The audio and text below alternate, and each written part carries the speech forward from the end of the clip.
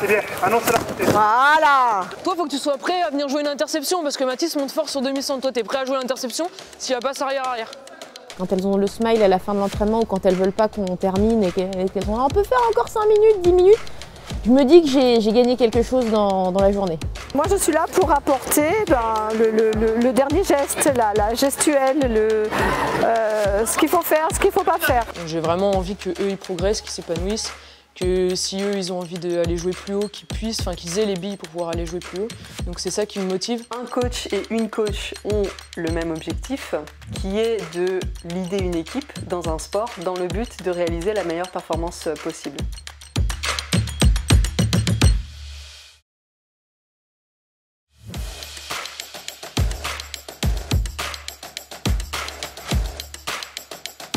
J'étais comme d'habitude toujours toute seule de femme au milieu des hommes, avec les télés, les journalistes, voir une femme au milieu des hommes en train de jouer au rugby, c'était tellement extraordinaire. Un article dithyrambique de l'équipe, maintenant si les femmes s'en mêlent, où allons-nous? Jusqu'à maintenant, elles attendaient gentiment leur mari pour repriser leurs chaussettes. Maintenant, si elles se mêlent d'aller sur le terrain, c'est la mort du rugby. Bon, voilà, quoi. Au niveau national, ça fait scandale.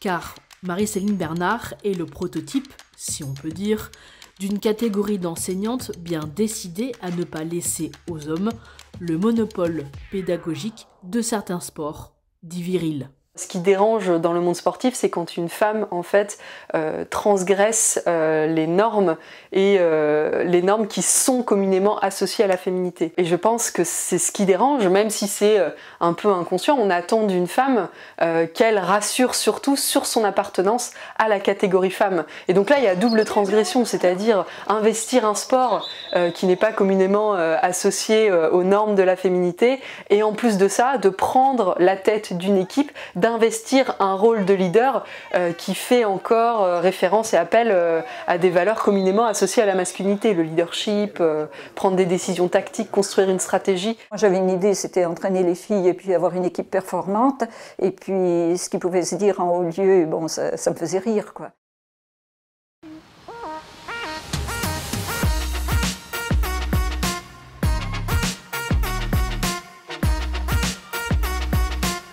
J'aime le hand depuis que je suis petite et j'ai toujours aimé apprendre aux enfants. J'ai bossé en centre de loisirs, en espace jeune. J'ai toujours aimé inculquer et apprendre des valeurs aux enfants et leur apprendre pour qu'eux ils s'épanouissent et qu'ils progressent. Ça, c'est un truc qui m'a toujours plu. Aujourd'hui, on continue sur ce qu'on a vu hier, défense 1-5 avec surtout le numéro 3 haut. Donc on va rester sur des petites situations défensives au début.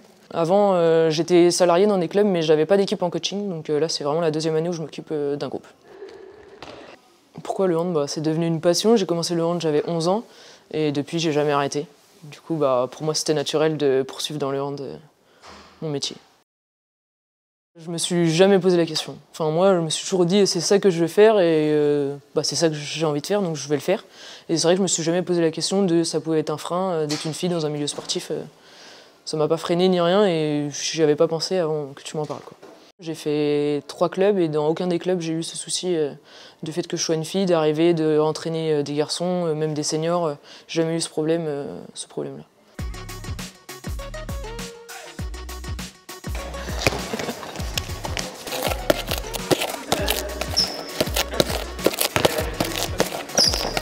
Je sais qu'ils sont pas focus pendant 1h30 pendant une séance d'entraînement. Il y a une partie où je les laisse un peu plus libres, s'ils sont un peu plus dans la déconnade, moi aussi je le suis un peu avec eux, donc c'est moins dérangeant. Après les parties, il faut qu'ils vraiment soient focus. Là, s'ils le sont pas, je fais en sorte qu'ils deviennent focus parce que c'est le moment où il faut qu'ils écoutent et vraiment où ils apprennent et qu'ils soient là pour emmagasiner l'expérience et les connaissances qu'il faut pour ensuite pouvoir progresser.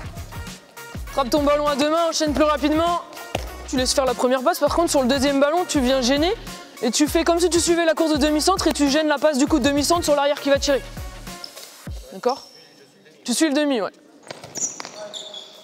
Là, Mathis, on a eu le signal où tu peux mettre encore plus de volume. Martin, il a posé un dribble. Là, tu peux monter fort sur Louis. J'ai vraiment envie qu'eux, ils progressent, qu'ils s'épanouissent. Que si eux, ils ont envie d'aller jouer plus haut, qu'ils puissent, enfin qu'ils aient les billes pour pouvoir aller jouer plus haut. Donc c'est ça qui me motive. Ok, 4 points, Axel, il est allé plus que extérieur. Là, il est carrément allé tirer à l'aile. Un dernier point les gars. Les garçons et les filles ne vivent pas la même enfance. Très vite, on apprend aux petits garçons, aux petites filles à jouer leur rôle de petits garçons, de petites filles. Et ce qui se passe, c'est qu'on apprend aux petits garçons à prendre des risques, ils sont souvent beaucoup plus sollicités sur le plan moteur, on leur apprend que il y a des attitudes qui vont renforcer leur identification en tant que garçon, par exemple défier l'autorité, s'affirmer, prendre la parole, sauter, grimper, prendre des risques. Et au contraire, les parents vont avoir tendance à avoir une attitude beaucoup plus protectrice envers leurs filles et à leur apprendre à être docile, plutôt silencieuse, à valoriser des activités en intérieur. Tout ça va faire qu'on va créer un petit peu deux variétés humaines, mais qui vont pas du tout occuper l'espace social de la même façon. C'est bien, annonce là. Voilà. Allez, on revient. Ça c'est bien. Prends au bout. Allez, go. Allez. C'est bien. Bien. Allonge. Ouais. Allez, ensemble. Go. Allez, vas-y. Oui, voilà, c'est mieux. Allez, chemin. Nous, on a un effectif de 35 à peu près, de 35 gars. Donc on n'a qu'une équipe, on n'a qu'une équipe senior. C'est particulier parce que je suis femme au milieu de ces hommes. Si vous voulez, moi j'interviens surtout sur les exercices. Ceinturez bien le bouclier, hein. Ceinturez, les deux mains. Bien bas. Oui, voilà. Encore. Encore plus bas. Bien allongé. Quand tu plaques, ne me fais pas le dos rond, tu vas te tordre la colonne. Okay. Donc tu vas bien sur tes appuis et tu tends épaule. L'épaule qui va, tu t'allonges. Hein, le plus possible. Hein. Essaye. Sinon tu vas te faire très mal.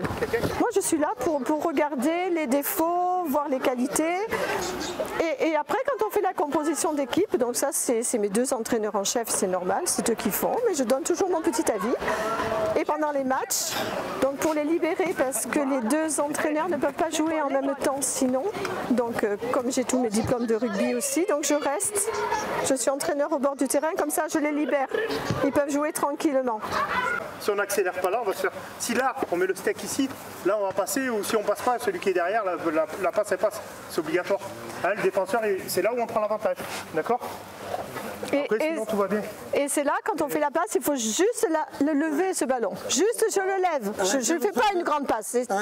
C'est difficile en tant que femme d'entraîner des hommes ou pas du tout? Alors, moi je pense que c'est pas difficile parce que en fait je leur parle de rugby. En fait, je leur dis, je leur parle de rugby. Je le vois pas comme... après, c'est dans l'appréhension. Comment eux vont appréhender qu'il y ait une femme? Pour ça, il faudrait peut-être leur demander, est-ce que ça leur convient, est-ce que ça leur convient pas? Je sais pas, il y en a peut-être qui n'osent pas le dire. Mais pour l'instant, ça se passe bien. Franchement, j'ai l'impression que je suis bien acceptée parce qu'ils m'ont redemandé d'être encore avec eux cette saison. Et le parler rugby, pour vous, c'est la solution, quel que soit le niveau? Oui. Oui. Pourquoi? Pourquoi? Parce que on aime ce sport, parce qu'on a envie de réussir, on a envie d'y aller. Il faut, quand on rentre, il faut tout mettre en route pour pouvoir gagner. Pour pouvoir gagner, il faut être prêt physiquement, il faut être prêt collectivement, il faut être prêt individuellement, parce que c'est un sport collectif mais individuel à la fois. Quand tu sens les bons coups, il faut y aller tout seul. Il faut être capable de jouer avec et sans ballon. Voilà. Et ça, c'est un peu... Ça, j'aime bien essayer d'inculquer ça. Qu'est-ce qu'on fait quand on n'a pas le ballon? Où je me mets pour pouvoir accélérer le jeu? Je leur parle rugby. Ça veut bien dire une chose. Ça veut dire qu'il n'y a pas de rugby masculin, de rugby féminin. Il y a un rugby pratiqué par des hommes, pratiqué par des femmes, mais c'est le même rugby.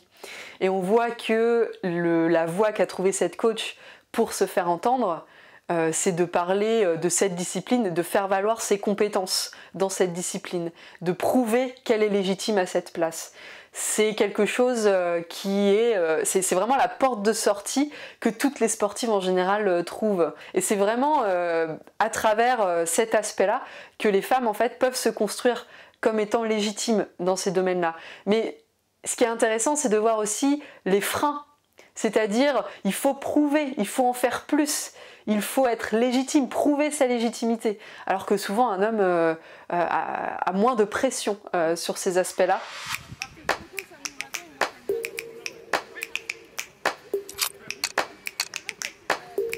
C'était plutôt des étonnements vis-à-vis des personnes quand je disais bah, je fais du rugby.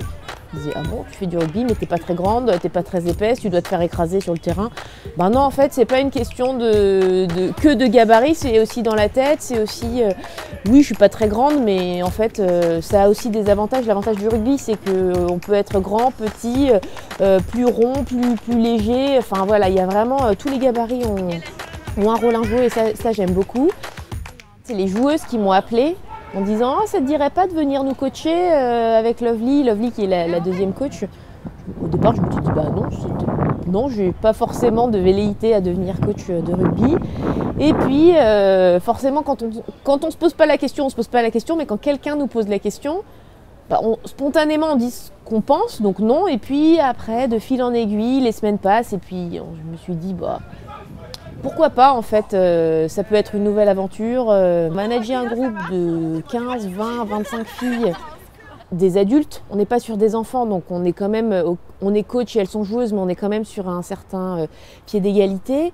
On tire le meilleur des gens quand les gens sont contents et apprécient ce qu'on fait. Donc pour moi le gros challenge c'était de trouver des exercices, des entraînements où je voyais que ce que faisaient les filles, même si elles ne sont pas toujours contentes, hein, c'est quelque chose qui les, à la fin, elles sont contentes d'être venues à l'entraînement et il n'y a pas de dégoût et du coup ça ne casse pas la motivation, au contraire ça l'alimente. On a une formation à suivre, c'est sous format de 2 jours, on nous donne des petits tips pour comment entraîner, quels exercices faire, comment on construit un entraînement, comment on construit un programme, etc. Donc très intéressant. Après j'ai beaucoup observé ma co-coach qui elle avait déjà coaché une année avant moi, mais elle est prof de sport aussi.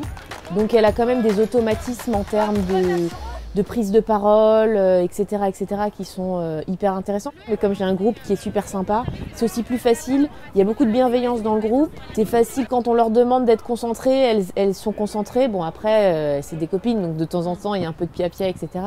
Mais elles sont bienveillantes. C'est pas un groupe difficile à coacher. En tous les cas, c'est mon impression. Un peu de physique, 4 ateliers. 45 secondes. 1 minute parce que le temps qu'elle commence à chaque fois.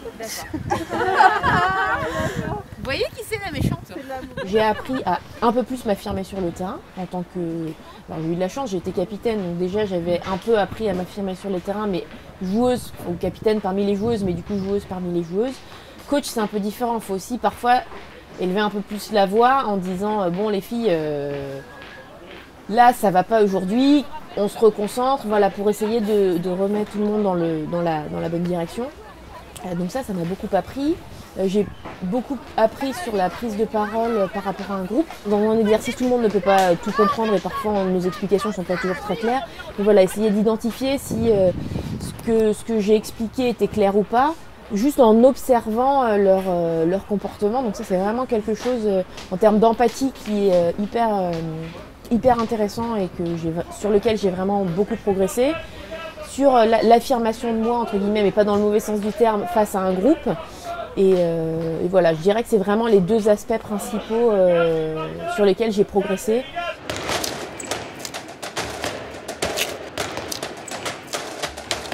La coach, elle prend soin de toi quand même. Hein. C'est un petit chouchou, moi, ça. Il y a eu 40 minutes. Allez, tac.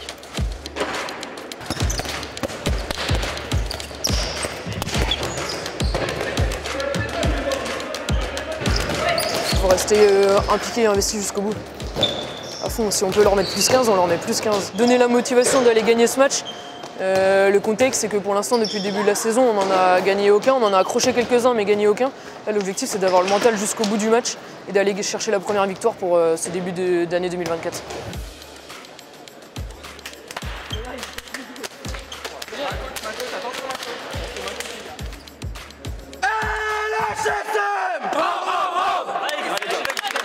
Quand tu es en 3 euros là, tu montes sur demi quand l'arrière il a arrêté de dribbler, sinon il va venir jouer dans ton dos et là on perd. Faut que tu t'alignes avec le ballon, si lui il avance. De moi, du coup je vais redescendre plus. Bah ouais, tu dois redescendre avec le ballon, tu t'alignes avec le ballon. En fait, si le ballon il redescend, tu redescends. Allez, go. Allez, Martin.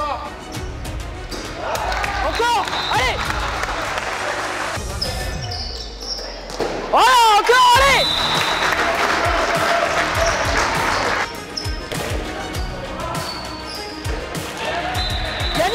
Yanis, prochaine. Après, je vais rentrer à la droite. J'ai ce besoin de me déplacer pour me rapprocher d'eux pour qu'ils puissent mieux m'entendre. Et ça me permet aussi de communiquer plus facilement, de moins hurler. Parce que bon, là ça va, il n'y avait pas trop de bruit, mais quand il y a des salles où il y a beaucoup de bruit, je ne me fais pas forcément entendre des fois. Donc ça me permet aussi de me rapprocher d'eux, de pouvoir leur parler. C'est vrai que c'est une habitude que j'ai sur le banc de beaucoup marcher. Ça me permet peut-être aussi d'évacuer un peu le stress de beaucoup marcher comme ça.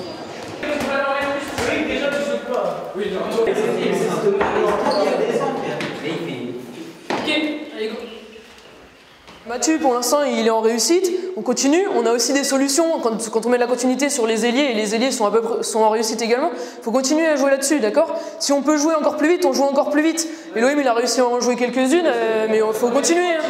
Là, le match, les gars, il n'y a que 16-11. On devrait être déjà à plus 10. On redémarre. Simon, Mathieu, Louis, Owen, Yanis, Loïc, tu redémarres.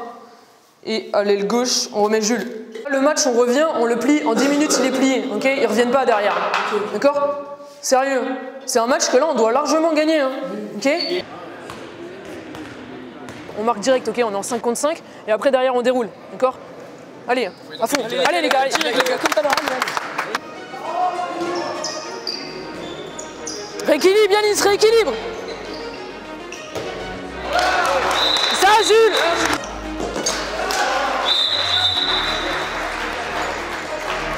L'arrière là, il a dribblé, il a arrêté de dribbler. Yanis, il est monté fort sur demi. Tu dois jouer l'interception de l'autre côté.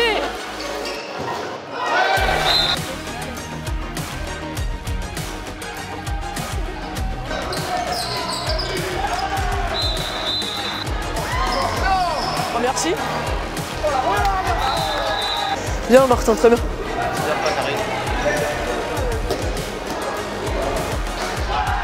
Très bien, Yanis, parfait.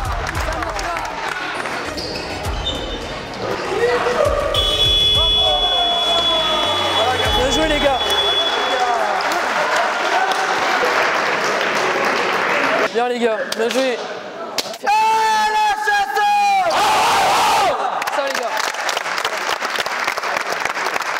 Là, vous avez mis les ingrédients pour aller le chercher, ce match-là. On a été sérieux du début jusqu'à la fin. Maintenant, il faut continuer comme ça sur les autres matchs. Okay, le match, je vous ai dit à la mi-temps, on le plie en début de deuxième.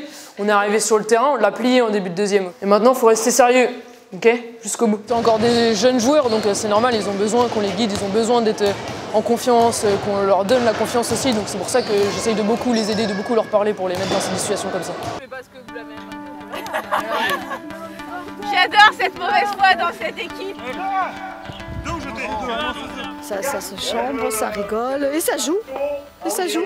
Et ils essayent de se faire avancer les uns les autres. Et c'est ça. C'est ça qu'on veut. On est un peu mieux dans sa tête quand on sort, quand on voit le soleil, même quand on voit la pluie, quand il fait pas beau, qu'on se retrouve entre copines, parce que c'est quand même un groupe de copines. Donc voilà, pour moi, être coach dans ces moments-là, c'est de réussir à les motiver, qu'elles soient contentes en sortant de l'entraînement. Clairement, on fait ce métier, c'est pas pour l'argent, c'est pas parce que... Enfin, c'est vraiment pour la passion. Moi, je suis passionnée, j'ai envie de transmettre ma passion aux enfants, c'est pour ça que je fais ce métier. Au final, tu te vois où dans 10 ans? Dans 10 ans, soit à la tête d'une équipe de France, soit d'un pôle espoir ou d'une équipe professionnelle, peu importe, ou d'une équipe jeune nationale, mais je me vois sur un poste un peu plus élevé que celui actuellement.